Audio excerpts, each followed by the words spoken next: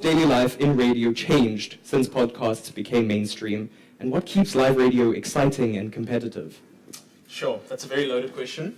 I'll try and answer all of it, but if I don't, please tell me I did. So, looking at like the day-to-day, what's a big thing now is that obviously we want to sort of target both.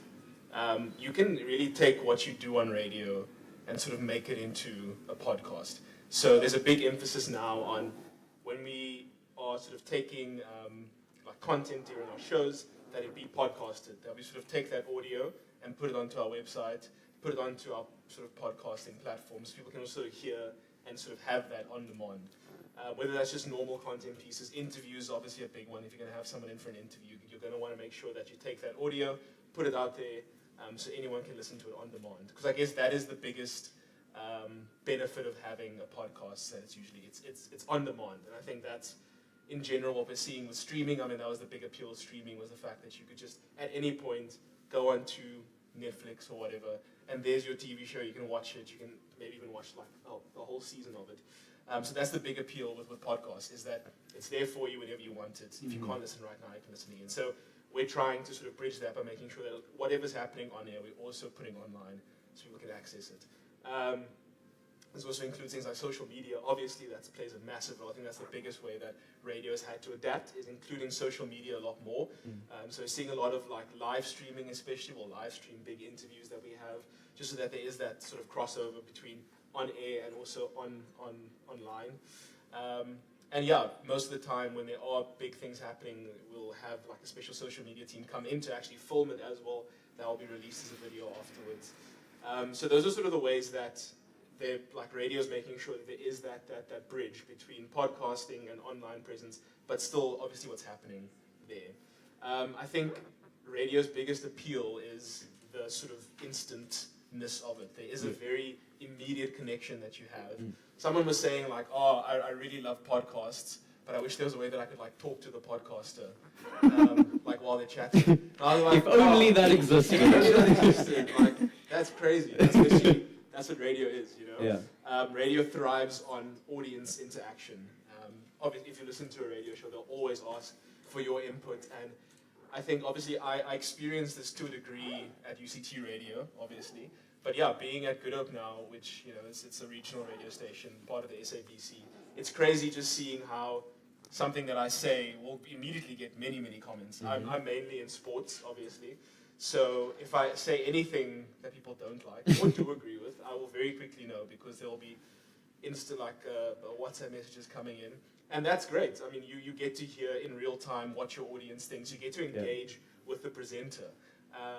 So I think that's always going to be radio's biggest appeal, is just how quickly and how sort of instant you're able to agree, disagree, carry on the conversation. You can sometimes even take the conversation further. There have been times where we sort of have an idea for what we want to talk about, but then a listener will send in a voice note, and their topic or their sort of thing that they're going with is actually really interesting, and you actually scrap what you're doing and just go with that, and it starts the whole thing. So I think that's the beauty of radio, is just how it can change in the moment because of that listener interaction. Yeah, I fully agree. As someone who's obviously on a much smaller scale, but been in radio and podcasting, that's something you really miss in podcasting, is that audience interaction. Billie Jean, I'm going to go to you now. Having moved from campus radio into advertising and marketing, how do you think brands now view the power of radio compared to visual media like podcasts? Yeah, I was here quite a long time ago. Well, feels like a long time ago. Yeah, we were having a discussion that we came back to do postgrad. That was almost 10 years ago now, and you know. So anyway, what's different? So I've moved through different industries. Just give you guys a background. Immediately out of UCT, film production, went into advertising, into broadcast production, and there I was introduced to digital. And then from there went into educational publishing at Oxford University Press. So that's print, like it's paper, pen and paper, like not pen and paper, but paper. And then from there into fintech and finance, and now I'm at a global recruitment company. So working with different brands, there are different things that we want to achieve. Currently at a global company, radio doesn't make sense for us. Our audience is B2B. Radio is about local communities. It's about the now reach. We look at podcasting and we actually re-looking how we do podcasting in our business, because we have leaders all over the world, America, Brazil, UK, Germany, and the Middle East and Dubai. We want our leaders in our business to have a voice and to own the spaces that they exist in. Radio is not going to give us that, but podcasting does, because we're allowed to go into in depth of our passion. So our chief growth officer is based in Dubai. He runs a podcast called Breaking Down Barriers that's sponsored by AWS Startups. So it allows him to connect with CTOs and CFOs and founders of businesses based in MENA, and it gives him an opportunity to interview these people and speak to them about what their journey was like. But at the same time, it's a door opener for business. If you're the CFO or the founder or the CTO of a company, and I want to speak to you because I want you to use my services in recruitment, I want to get to someone in the boardroom. The hiring manager, the talent, HR people are not going to say yes or no. It's the most senior people in C-suite. So that's how we use podcasting in our business. And the shift is now also not creating our own podcast. So for the last 3 years, we've ran our own podcast, and that's been really hectic to do with a global marketing team of only 6 people running 22 locations.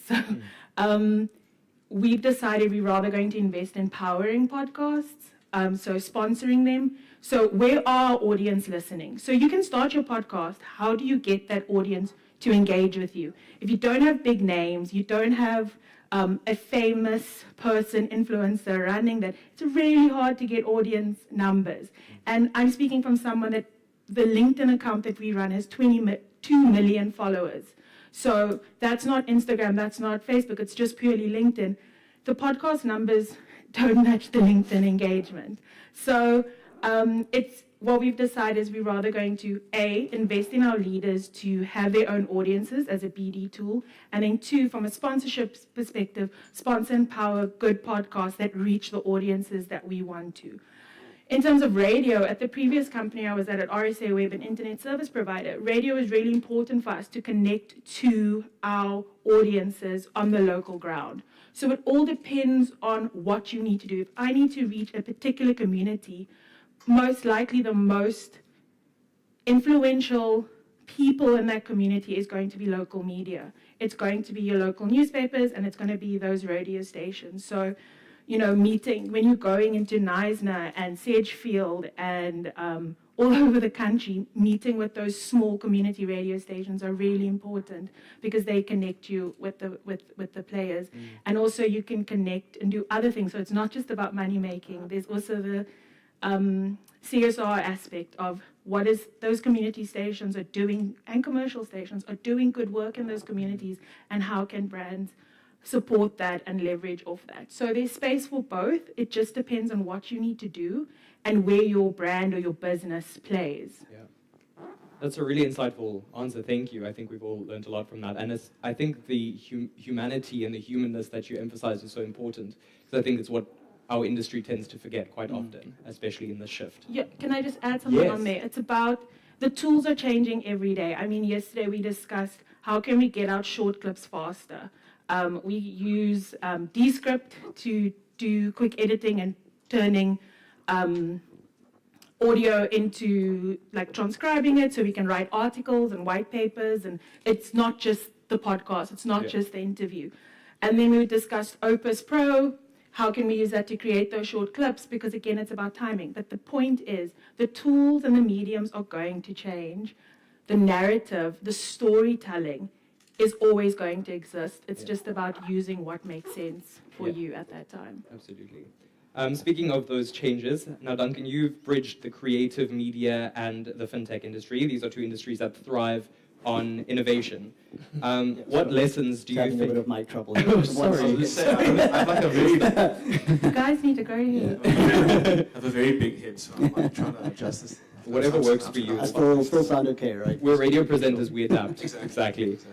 So, Duncan, you've bridged creative media and fintech. Yeah. These are two industries that thrive on innovation, obviously. What lesson do you think traditional radio can take from tech in terms of adapting quickly and using data smartly? I think what's critical to understand is sort of why I left radio in the first place for a bit is there's a massive gap in radio at the moment. They're really struggling to bridge that data gap that they have. The over-reliance on the BRC RAMs, for example, as an indicator of success. We all know, for those of you who understand RAMs, you know what the shortfalls are. The diary system isn't working. We're making gross assumptions about how our audiences are segmented, who's listening, how they're listening, what they're interested in, and there's a major gap in data. So I left radio to bridge that gap, and I'm working in a space where we're really advanced in terms of